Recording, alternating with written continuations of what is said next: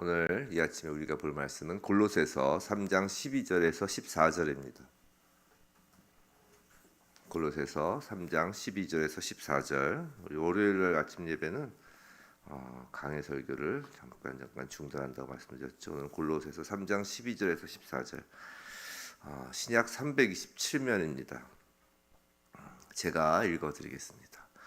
그러므로 너희는 하나님이 택하사 거룩하고 사랑받는 자처럼 긍휼과 자비와 겸손과 온유와 오래 참음을 옷 입고 누가 누구에게 불만이 있거든 서로 용납하여 피차 용서하되 주께서 너희를 용서하신 것 같이 너희도 그리하고 이 모든 것 위에 사랑을 더하라.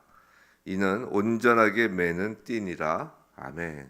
오늘 우리가 입어야 할 예수라는 제목으로 골로새서 이 말씀을 우리가 받을 때 정말 주님께서 우리를 이 땅에 거듭나게 하사 정말 교회를 세우시고 그 교회를 세우시는 주님의 그 뜻과 그 계획이 우리를 통하여 이루어지는 우리의 인생 되기를 주님의 이름으로 축원합니다. 자, 오늘 본문은 그리스도인들이 입어야 할 것, 지금 12절에서 그러죠. 옷 입고라고 합니다. 입어야 할 것에 대하여 말씀하고 있는 것이에요. 12절에서 보시면 이제 긍휼과 자비와 겸손과 온유와 오래 참음과 용서, 이제 13절로 넘어가면 이제 용서까지 나오죠. 이렇게 언급하고 있어요. 근데 우리는 이 입어야 할 것을 구체적으로 배우기 전에 그 전에 먼저 우리가 마음에 두어야 할 중요한 것을 하나 배웁니다. 그것은 바로 13절, 12절 말씀이에요. 바울이 지금 이 말씀을, 이 골로새서 이 말씀을 하나님이 택하신 거룩하고 사랑받는 자, 그죠? 그러므로 너희는 하나님이 택하사 거룩하고 사랑받는 자, 이들에게 이 말씀을 지금 하고 있다는 것이에요. 세 가지입니다. 택하십니다, 거룩한, 그리고 사랑받는. 이 세 가지 단어는 구약의 이스라엘 백성들에게 구약에서 사용되던 단어예요. 근데 그 단어를 이제 바울은 이스라엘 특유의 호칭인 이 세 단어를 이제 담대하게 이 골로새 서신을 수진하는 오고 가는 모든 세대의 성도들에게 붙이는 것입니다. 택하시고 거룩하고 사랑받는 이 단어를 말이죠. 첫 번째는 택하심입니다. 이스라엘 백성이 다른 민족보다 무언가 잘나서 선택받은 것이 아닌 것처럼 우리 교회 성도도 마찬가지라는 것이죠. 우리가 만약에 여러 종교 중에 예를 들어서 뭐 불교, 뭐 이슬람교, 뭐 아니면 뭐 마니교, 뭐 여러 가지 종교 중에 하나인 기독교를 선택했다라고 만약에 우리가 생각한다면 그건 아직 신앙의 첫 발걸음도 떼지 못한 것이에요. 우리가 선택한 것이 아니라는 것이에요. 만약에 그렇게 생각한다면 그 사람은 아직 하나님의 긍휼하심을 경험하지 못한 것입니다. 바울은 우리가 입어야 할 것을 긍휼로 시작하였죠. 그 12절에 보시면 긍휼로 시작합니다. 이렇게 시작한 이유는 하나님의 우리를 향한 첫 마음이 바로 긍휼함이기 때문이에요. 하나님께서 우리를 택하신 그 원인은 하나님의 긍휼하심에 있는 것입니다. 그렇기 때문에 우리가 입어야 할 첫 옷의 시작도 긍휼함에서 시작되는 것이에요. 사랑하는 성도 여러분, 무릇 교회란, 성도란 긍휼한 마음을 갖는 것에서 시작합니다. 우리 길거리에 나가보세요. 오늘 하루도 밖에 나가보세요. 밖에 나가보면 얼마나 그 죽은 자들이 넘쳐나고 있습니까? 그 영혼이 정말 한 영혼 생각할 때 예수를 모르고 죽어가고 있는, 아니 이미 죽은 그 영혼을 보고 우리 마음에 긍휼함이 일어나는 것은 바로 우리 안에 성령님이 계시다는 증거예요. 자, 두 번째로 택하사가 이제 긍휼함에서 시작되는 택하신 거였고요. 하나님 우리를 긍휼히 여기셔서 우리를 택하신 거고요. 두 번째로 거룩하고라고 하죠. 거룩함입니다. 자, 하나님께서 우리를 택하신 것에는 이제 특별한 목적이 있다는 것이죠. 그 목적은 우리를 위한 목적인데 그건 바로 거룩해지도록 하는 목적이라는 것이에요. 거룩은 우리를 향한 하나님의 목적이며 우리에게 가장 좋은 것이에요. 우리가 거룩해서 택함을 받은 것이 아니죠. 택함 받았기 때문에 거룩해지는 것입니다. 이 순서를 잊어버리시면 안 돼요. 하나님은 우리의 거룩을 위하여 성령을 보내주십니다. 우리를 택하시고 그 다음에 택하신 것은 무엇을 위해서요? 거룩을 위해서 택하신 것인데 그것을 위해서 성령을 보내주시는 거라고요. 성령께서는 하나님께서 원하시는 그 거룩을 우리가 드러낼 수 있는, 우리가 행할 수 있는 그런 내적 능력을 성령께서 공급하시는 거예요. 그것이 바로 그 다음에 나오는 자비와 겸손과 온유와 오래 참음입니다. 이것이 성령님께서 우리에게 능력으로 주시는 거룩해지는 능력이에요. 그래서 하나님께서 우리에게 주시는 그 성령의 능력은 바로 이런 자비와 겸손과 온유와 오래 참음입니다. 성령의 열매가 바로 이런 것들이잖아요.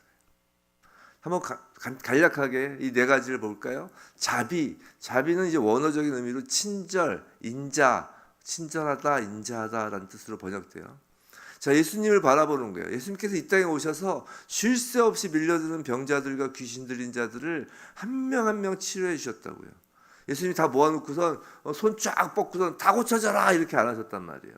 한 명 한 명 안수하시고 고쳐주셨어요. 거기서 주님의 자비를 보는 것이에요.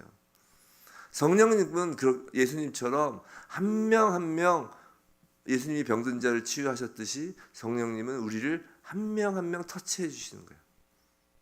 주님의 자비하심으로 우리는 치유받은 자들이고, 그럼 우리는 또 다른 누군가를 또 자비와 그 친절과 인자로 대하는 것입니다. 아까 긍휼함을 입고 택함 받은 우리가 긍휼함으로 사람에게 다가가시는 것처럼 자비를 받은 우리가 또 예수님의 자비를 옷 입고 한 사람 한 사람을 귀하게 여기고 어루만지는 것이죠. 겸손이죠. 겸손. 13절에 12절에 계속 보면 겸손이란 말은 원래 고대 헬라어에는 존재하지 않는 말이었다고요. 희한하죠. 헬라어에는 겸손이란 말이 고대는 없었다는 것이에요. 이 겸손이야말로 기독교에 의해서 도입된 새로운 도덕관념이라는 것이에요. 아담의 범죄를 생각하면 아담의 범죄는 교만함 때문에 일어났지만 이 둘째 아담이신 예수 그리스도의 그 구속사역은 자신을 죽기까지 낮추신 그 겸손 때문에 가능한 일이었다고요.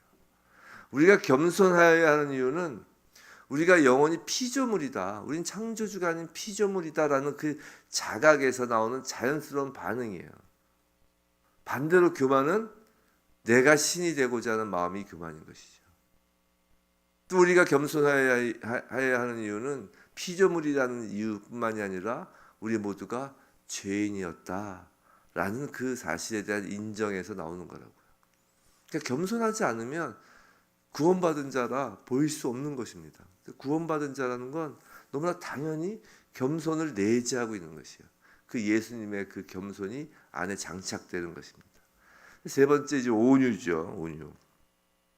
온유는 아마 아실 거예요. 이 온유란 단어의 뜻이 이제 난폭한 야생마가 이제 긴 훈련을 통해서 이제 길들여져서 이제 조련된 그 상태를 이제 온유라고 한다는 것을 아실 거예요. 자, 예수님께서 말씀하셨어요. 예수님은 당신을 가르쳐서 나는 온유하고 겸손하니라고 말씀하셨잖아요. 나의 멍에를 찢자. 나는 온유하고 겸손하니. 정말 예수님은 그 온유함 때문에 십자가 앞에서도 도살장에 끌려가는 어린 양처럼 잠잠하셨던 거라고요. 이 온유가 뭐냐면 우리의 성질과 생각을 내려놓는 거예요.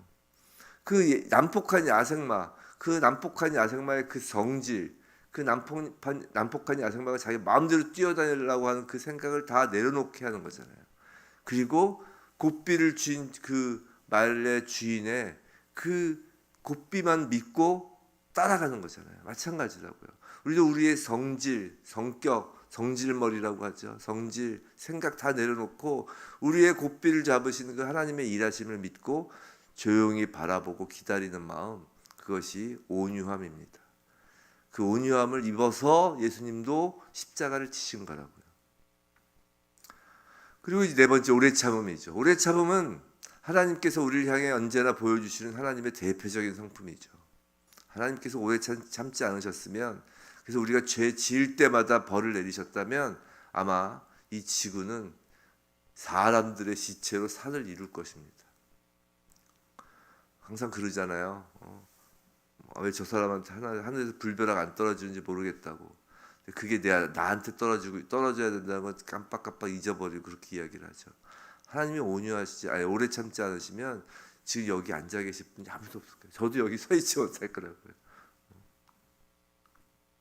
우리의 모든 죄를 참으시고 우리를 기다리시고 우리를 버리지 않으시는 그 하나님의 인내, 그 오래 참음의 은혜를 입었기 때문에 성도는 그 은혜를 입은 자로서 우리에게 누군가에게 보복할 권리가 있고 할 말이 있어도 복수하는 것 대신에 오래 참음, 인내를 선택하는 것입니다. 이제 12절에서 이렇게 긍휼과 자비와 겸손과 온유, 오래 참음의 옷을 입은 이제 이것을 통과한 성도의 마지막 관문이 이제 13절에 소개돼요. 그것이 이제 매우 우리를 힘들게 하는 용서예요. 용납하여 피차 용서하는 것입니다. 자, 용서는 용서를 받는 사람을 위한 것이 아니에요. 용서하는 편을 위한 것이 용서입니다. 왜냐하면 지금 무엇을 이야기하고 있었어요? 거룩을 이야기하고 있었잖아요. 한번 생각해 보세요. 우리가 누군가를 용서한다. 그럼 용서받는 사람이 거룩해지는 건가요? 아니잖아요. 지금 용서하는 사람이 거룩해지는 거라고요. 그렇기 때문에 용서는 용서하는 쪽을 위한 것입니다. 주님은 우리가 증오에 찬 반목으로 우리의 생명이 시들게 되는 것을 원치 않으세요. 증오와 미움은 생명을 시들게 합니다. 용서하고 잊어버리는 것이 우리의 거룩을 가져오고 또 그 거룩뿐만이 아니라 우리의 생명과도 연관이 되는 것이에요. 자, 하나님이 택하셨어요. 이제 거룩에 대하여 이야기했어요. 용서까지 받습니다. 그 다음에 하나님이 택하시고 거룩하고 그 다음에 세 번째가 뭐였죠? 사랑받는 자, 12절에 사랑받는 자였어요. 마지막으로 셋째, 사랑입니다. 사랑하는 성도 여러분, 성경 66권 전체 말씀의 핵심 구절을 뽑으라고 그러면 많은 설교자나 그 목사님들이 꼽는 게 요한복음 3장 16절이죠. 하나님이 세상을 이처럼 사랑하사 독생자를 주셨으니 이는 그를 믿는 자마다 멸망하지 않고 영생을 얻게 하려 하십니다. 그래서 오늘 시작할 때 하나님이 세상을 사랑하사 이 찬양을 부른 거예요. 결론이 사랑입니다. 하나님의 모든 역사하심은 그 시작은 하나님의 사랑에서 시작되고 그 결론도 하나님의 사랑으로 결론 지어지는 것이에요. 이 하나님의 이 우주, 하나님의 모든 창조 역사, 하나님의 모든 일하심을 어떤 하나의 큰 덩어리로 보면 그건 정말 사랑으로 이렇게 감싸진 일이에요. 시작도 사랑으로 시작하셨고 끝도 사랑으로 맺으시는 거예요. 그래서 창세기도 사랑으로 시작하시는 것이고 요한계시록도 사랑으로 맺는 것입니다. 그래서 제가 자주 말씀드리잖아요. 요한계시록은 무서운 책이 아니라 제5복음서, 기쁜 소식, 사랑의 서신서입니다. 하나님의 서신서는 다 사랑의 서신서예요. 그래서 14절에 이렇게 이야기해요. 오늘 보면 14절에 이 모든 것 위에, 즉 택함과 거룩함, 이 모든 것 위에 사랑을 더하라. 이는 온전하게 매는 띠다라고 하는 것이에요. 지금 사도 바울은 옷을 입는 것에 비유해서 성도들이 갖추어야 할 예수 그리스도의 성품을 지금 말하고 있죠. 근데 당시 유대인들의 옷은 이렇게 위에서 통으로 쭉 내리고선 띠로 이렇게 묶지 않으면 이 옷으로서의 역할을 제대로 하지 못하게 되어 있었다는 것이에요. 모든 옷 위에 이 띠를 메어야만 비로소 온전한 의복의 형태를 갖추게 된다는 것이에요. 사람들은 때로는 사랑 없이도 자비롭고 친절한 행동을 할 수 있어요. 사랑 없이도 겸손할 수 있습니다. 아까 그 12절부터 본 그 옷들 있죠. 사랑 없이 자비할 수 있고 사랑 없이 겸손할 수 있어요. 사랑 없이 겸손한 건 이제 좀 비굴한 모습이 되겠죠. 또 사랑 없이 온유할 수도 있습니다. 사랑 없이도 오래 참을 수도 있어요. 사랑 없이 용서할 수도 있습니다. 근데 사랑 없이 행하는 이런 모든 것을 시끄러운 꽹과리에 지나지 않는다라고 하는 것이에요. 이게 바로 외식인 것이에요. 사랑 없이 하는 그 모든 것들은 외식이라는 것입니다. 긍휼과 자비와 겸손과 온유와 오래 참음은 교회에서 성도 간의 관계에서 요구되는 예수 그리스도의 성품이죠. 근데 사랑은 그 모든 성품, 모든 성도를 하나로 묶는 띠라는 것이에요. 사랑이 있어야 옷이 된다는 것입니다. 그래서 요한일서 4장 11절에 그런 말씀이 있잖아요. 사랑하는 자들아 하나님이 이같이 우리를 사랑하셨은즉 우리도 서로 사랑하는 것이 마땅하도다라고 하죠. 요한을 사랑의 사도라고 하잖아요. 참 그런 거 보면은 재밌어요. 또 요한을 뭐라고 그래요? 예수님께서 가장 사랑하는 제자라고 하잖아요. 연관성 있는 거예요.